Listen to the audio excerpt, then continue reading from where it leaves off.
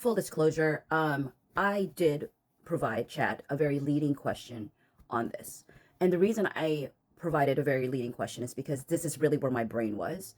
And I just wanted Chat to help me communicate why I think it's a red flag. And it is how much Blake Lively brings Justin Baldoni and Jamey Heath's wives into the conversation.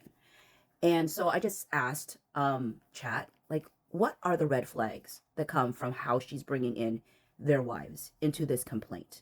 And this is what Chat provided. 1, she centers their marriages more than the conduct itself.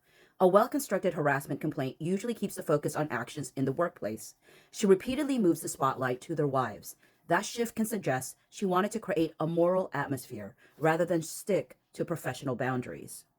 2, the mentions of the wives feel emotional rather than legal. They do not strengthen her legal claims in a clean way. They seem designed to paint the men as strange, boundaryless, or embarrassing husbands.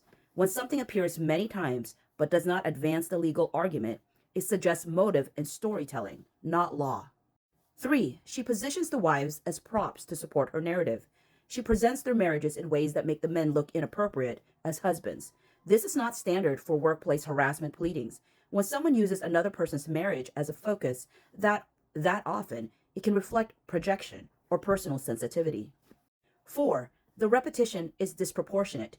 In a 149-page complaint, the number of wife references is high. Most relate to nudity, sexual intimacy, or childbirth. The persistence gives the impression that this theme mattered to her in a deeper way. 5, it builds a narrative of their marriages are odd, rather than their conduct harm me. That is a strategy people use when they want to shape the reader's emotional response. If someone leans heavily on moral judgments about spouses, it can signal that they want the audience to react on a personal level rather than a legal one. 6, it can signal discomfort with intimacy or transparency. She reacts strongly to how they involve their wives. She treats their spouse's comfort levels as abnormal or suspicious. This kind of reaction often points to personal sensitivity, not just workplace discomfort. 7, it suggests she might be using their marriages as a mirror.